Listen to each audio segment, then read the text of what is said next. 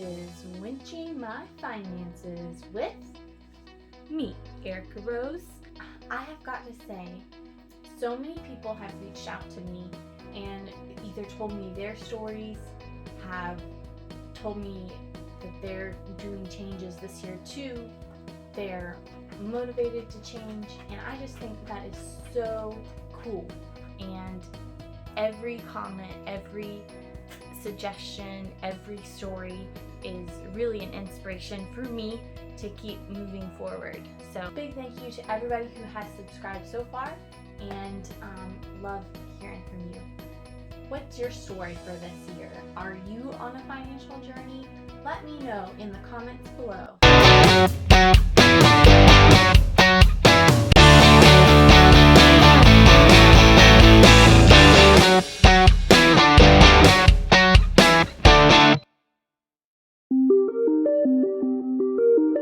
This episode inspired by my credit score.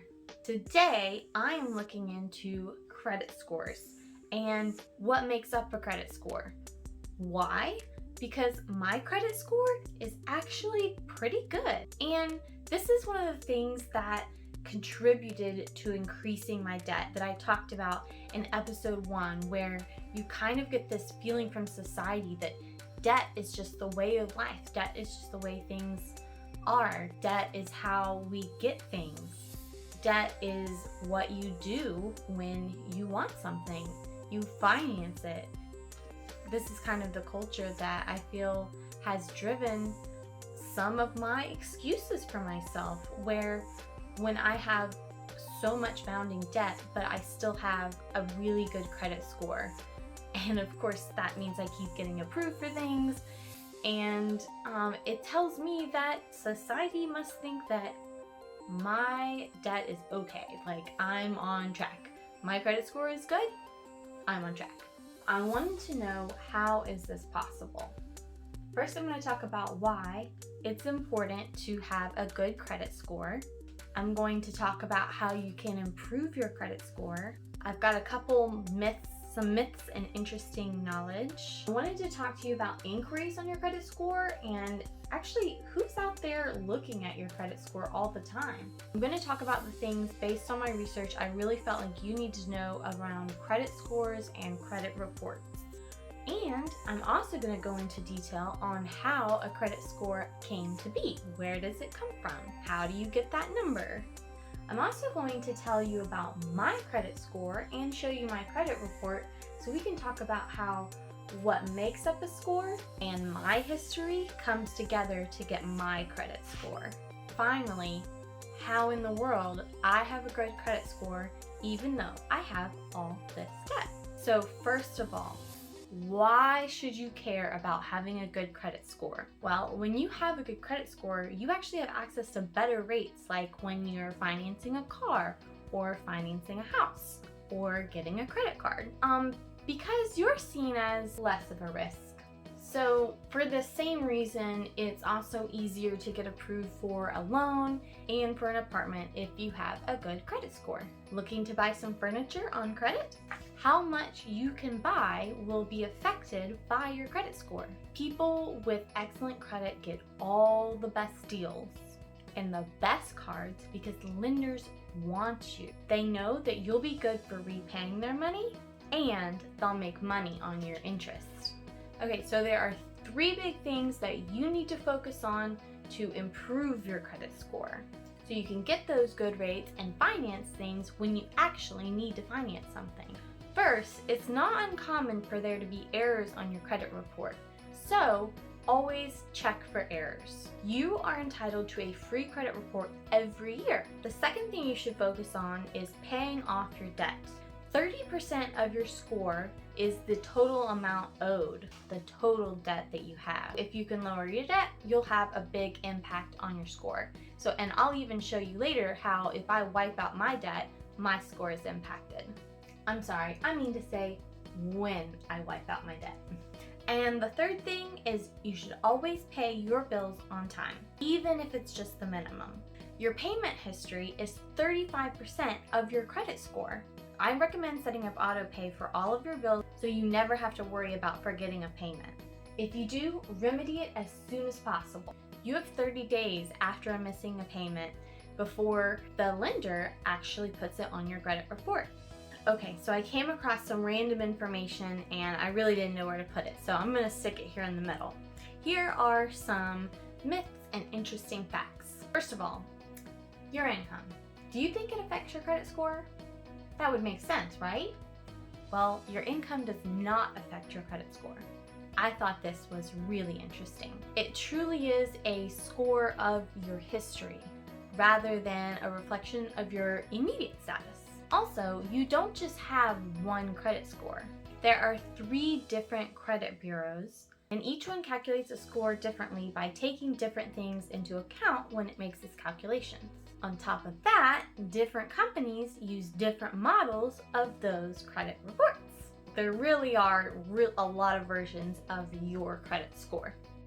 Let's talk about the difference between a credit score and a credit report. There are 3 companies that calculate credit scores: Experian, TransUnion, and Equifax. A lender picks one of them to use. Experian calculates your FICO score. Like I said, there are different models of the FICO score. For example, the FICO 8. And companies could use any of them. In general, a 600 to a 739 is considered a good FICO score. TransUnion uses Vantage Score for calculating scores. There are different models of the Vantage Score too, such as the Vantage Score 4. A good Vantage Score is between 661 and 780. Equifax has its own way of calculating a score, and a good Equifax score is between 660 and 724. In general, a score of 800 plus is considered excellent, and you can enjoy a lot of perks. If your score is less than 600, you will be considered a questionable candidate for many loans and offers. It is the law that each of the 3 credit bureaus provide one free credit report for you every year upon request. So head over to their website. I put the links in the description for this video and make your inquiry. It does not impact your credit score to check your credit report. Inquiries on your score and who is making them. Did you know that companies look at your credit score all the time, even without your approval? These are called soft inquiries. Hard inquiries are when you authorize a lender to check your credit score to see, for example, how much you qualify for your loan or what your rate's going to be. When I refinance my home, they check my credit to determine my APR. Every time there's a hard inquiry, your credit score is negatively impacted. So it's really important that you don't do this often and that you don't do this multiple times within a short period of time. Hard inquiries stay in your credit report for 2 years, but they are only actually taken into account on your FICO score for 1 year. You know those credit card offers that you get in the mail? I get a lot of debt payoff loan offers too. Every time a company sends you one of those offers, they check your credit score before to see if you qualify. This is called a soft inquiry, and they can do this without your permission. Good news is that soft inquiries do not impact your credit score. They are just on your report, so you know who has been pulling your score. Finally, know that you should look at your credit score regularly. It does not impact your credit score to do so. Many credit card companies offer this service for free online. So there's 2 types of information that you should be checking on regularly. Your credit score, free to look up anytime, and your credit report. Remember, you get one of those from each credit bureau for free upon request per year. All right, let's see what makes up a credit score so we can figure out why mine's so good, even with my large amount of debt. The largest component of your credit score is your payment history. It is the most important factor. In fact, it makes up 35% of your credit score. Your credit report lists your history for every account that you've ever had, and these types of accounts include credit cards like MasterCard, American Express, Visa, retail cards like Target or Lowe's, installment loans where you make regular payments like car loans, finance company accounts, and mortgages. Have you missed payments? How often? How many? How late were they? Foreclosure? Was there bankruptcy? All of these factor into the payment history portion of your score. It's good to know, however, that your credit score won't be affected by just a few late payments. So for each account that you have, your credit report lists how overdue your delinquent payments are, or may have been in the past, the amount of money still owed on any delinquent accounts, the number of past due items on your credit report, adverse public records like bankruptcy, and the number of accounts that are being paid the way they should be. Negative factors that affect your history include bankruptcies, which stay on your credit report anywhere from 7 to 10 years, depending on the type of bankruptcy, any money-related lawsuits, and wage attachments. Wage attachment is also known by the term a wage garnishment? I had to look that one up. That happens when there's a court order that requires an employer to allocate a certain amount of every paycheck they give you towards paying some type of debt that's owed. A really common wage attachment would be child support or taxes. The next biggest component of your score is the total amount of debt that you have. This makes up 30% of your score. Now, this isn't a big deal if you have some credit available, but companies are looking at how much of your credit you've used. If you used a lot of your available credit, you're seen as more of a risk for repayment. There are actually 5 factors that go into this category. Your past month's transactions or statement is reflected here. So even if you paid off everything every month, your total balance from last month is what's looked at. The total amount that you owe in general of debt, how many of your available credit accounts have a balance, your loan amount, and how much of that loan that you've paid off. If you've paid off a lot of your loan, you're seen as reliable. Finally, your credit utilization ratio. This is the percent of your available credit that you are using. It's better to have a low credit utilization ratio than no balance at all. This shows that you have experience with acquiring debt and then paying it off. A good rule of thumb is to keep your credit ratio below 30%. For example, if you have a $10,000 line of credit on all your accounts total, then try to keep your balance under $3,000. That's 30%. There are 3 more small factors or categories that go into your credit score. The length of time that you've had credit makes up 15% of your score. This takes into account how long all of your credit accounts have been around. The ages of each account are averaged together to make a total age. The amount of time it's been since you've used your accounts are also considered. Without a credit history, it can be hard to get credit and get established, but there are things that you can do to establish your credit history. You could get a cosigner, like a parent, to authorize you on a card. The only thing here is that your credit performance on that card or that account will be tied to theirs, and their performance, late payments, and all that will be applied to your credit score. So make sure that if you do join an account with somebody to improve your credit score, it's actually going to improve your credit score, that they're a reliable person. You could also get a secure card. You prepay your credit amount. For example, you supply the creditor with $2,000 and you get a $2,000 line of credit. Your money is used as a collateral. So after you have one of these types of cards, use it. But keep your balances low and pay off your balance every month. Your credit mix makes up 10% of your credit score. It's good to have a variety of accounts. However, this does not mean go open a bunch of accounts.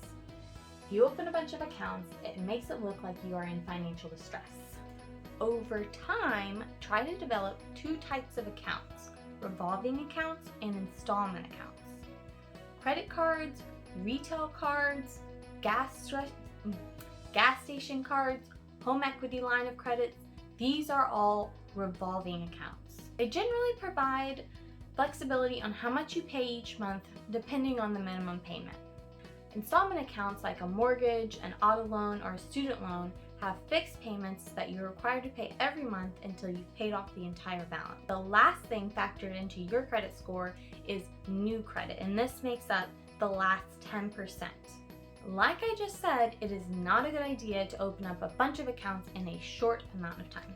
New accounts affect your credit age, which we talked about, and that means a lot of hard inquiries, which negatively affect your credit score.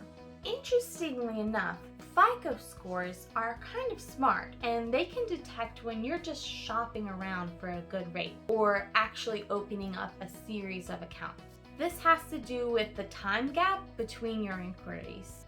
However, remember, it is free and it does not impact your score for you to look up your credit score. Many credit cards offer this service when you log into your account online.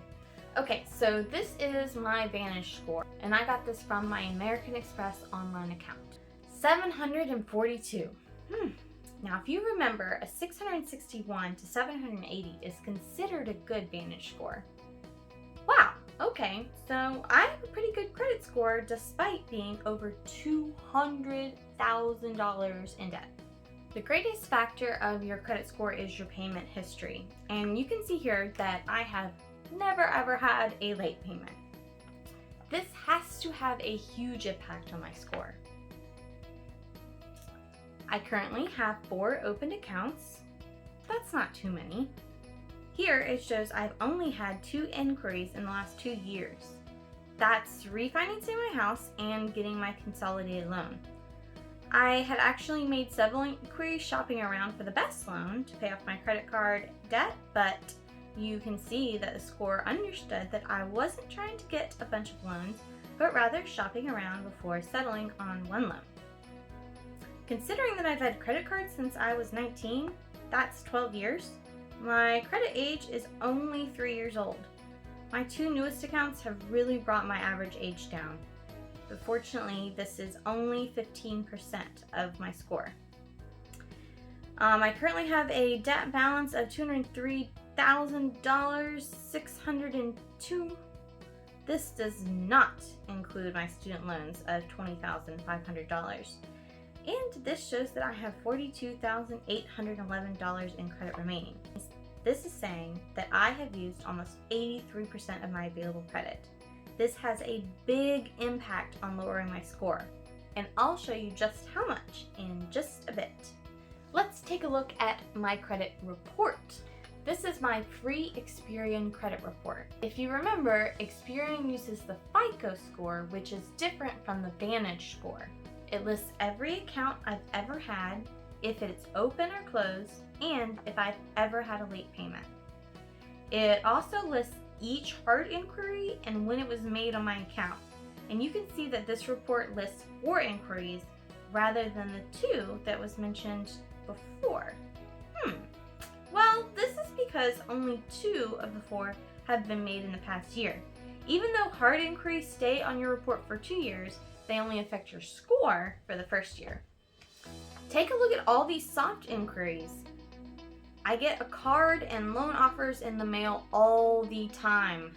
On my American Express account, I'm able to use the simulator to see how different actions that I take will affect my credit score. I played around with a few to see what would happen. For example, I mentioned my debt utilization ratio being at 83%. Well, if I paid off all my debt, my score would go up to 786.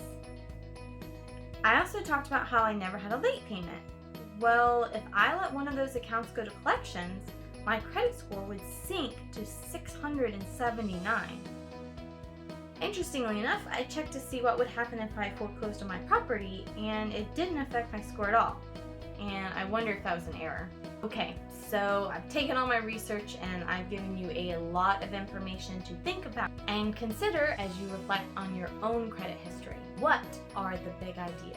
What are my big takeaways? And why is my credit score so good when I have so much debt? Well, I've learned that it's extremely important, no matter what you do, no late payments. Next, have as little debt as possible. That doesn't mean have no debt. That just means keep it low and keep it paid off. The third big idea is that credit scores and credit reports are free. Don't just be educated about what makes up a score, be educated about what your score is and how it got there so you can make sound financial decisions moving forward. Finally, there were a few dates and timelines that stood out to me. Late payments be reported only when they're 30 days late. So if your payment's due on the 6th and it's the 10th, just go ahead and pay it. It's not going to affect your credit report. Collections will stay on your record for 7 years. Bankruptcy could stay on it for 7 to 10 years, depending on the type of bankruptcy. And hard inquiries are factored into your credit score for only 1 year after that hard inquiry is made. And my favorite big idea that I've learned is that positive information stays on your report longer. Isn't that great? Thanks for watching Winching My Finances with me, Erica Rode. If you enjoyed it, please hit the like button. And if you want to come with me on my journey, please subscribe.